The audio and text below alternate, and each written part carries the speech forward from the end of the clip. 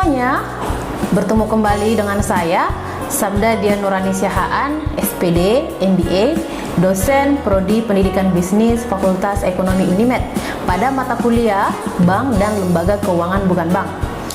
Pada video pembelajaran kali ini, saya akan membawakan materi tentang Bank Perkreditan Rakyat. Adapun yang menjadi topik pembahasan pada materi ini adalah yang pertama, landasan hukum dan pengertian Bank Perkreditan Rakyat. Lalu yang kedua adalah sasaran Bank Perkreditan Rakyat atau BPR. Dan yang ketiga adalah fungsi BPR. Langsung saja kita mulai kepada pembahasan yang pertama, yaitu landasan hukum dan pengertian BPR. Nah, landasan hukum BPR itu adalah Undang-Undang Nomor 7 Tahun 1992 tentang perbankan, sebagaimana telah diubah dengan Undang-Undang Nomor 10 Tahun 1998. Dalam undang-undang tersebut, secara tegas dinyatakan bahwa pengertian BPR adalah lembaga keuangan bank yang melaksanakan kegiatan usahanya secara konvensional atau berdasarkan prinsip syariah, yang dalam kegiatannya tidak memberikan jasa dalam lalu lintas pembayaran. Jadi di sini BPR bisa melakukan kegiatannya secara konvensional dan juga secara syariah. Nah, kira-kira apa sih yang membedakan antara bank umum dengan Bank Perkreditan Rakyat? Jika kita simak lebih teliti, pada pengertian Bank Perkreditan Rakyat ada dikatakan tidak memberikan jasa dalam lalu lintas pembayaran. Apa sih yang dimaksud dengan tidak memberikan jasa dalam lalu lintas pembayaran? Nah, jasa yang dimaksud dalam hal ini adalah jasa yang ditawarkan oleh bank umum kepada nasabah. Masih ingat kan apa-apa saja jasa bank umum?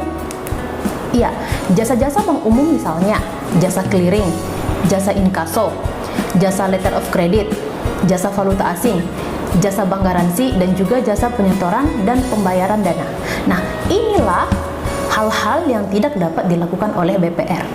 Melainkan BPR hanya bisa menawarkan produk saja seperti yang dilakukan oleh bank umum, yaitu simpanan, misalnya tabungan dan deposito berjangka.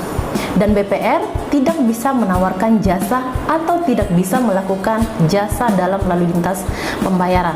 Sudah jelas kan apa yang menjadi perbedaan antara bank umum dan Bank Perkreditan Rakyat?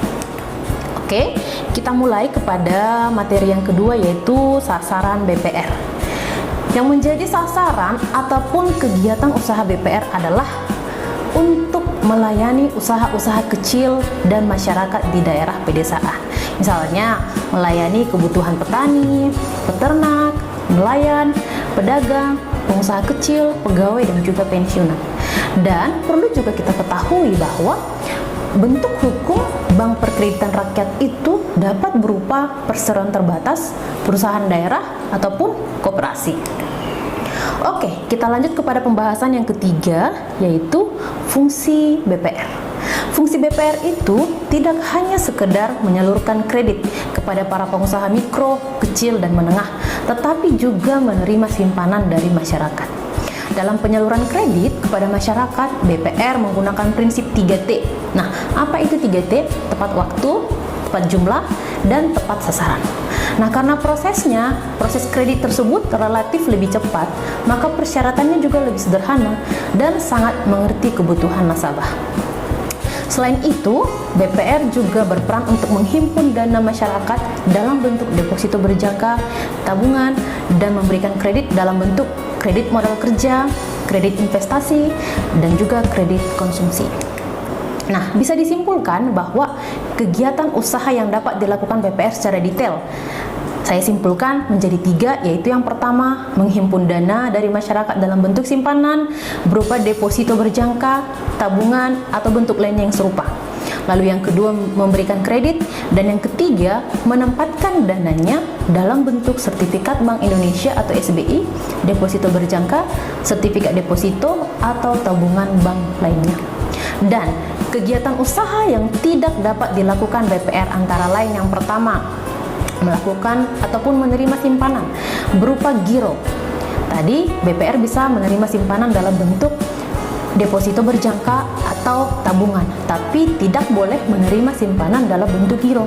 Dan BPR juga tidak boleh ikut serta dalam jasa lalu lintas pembayaran seperti jasa clearing, jasa letter of credit, dan lain sebagainya, seperti yang sudah saya sebutkan pada awal tadi.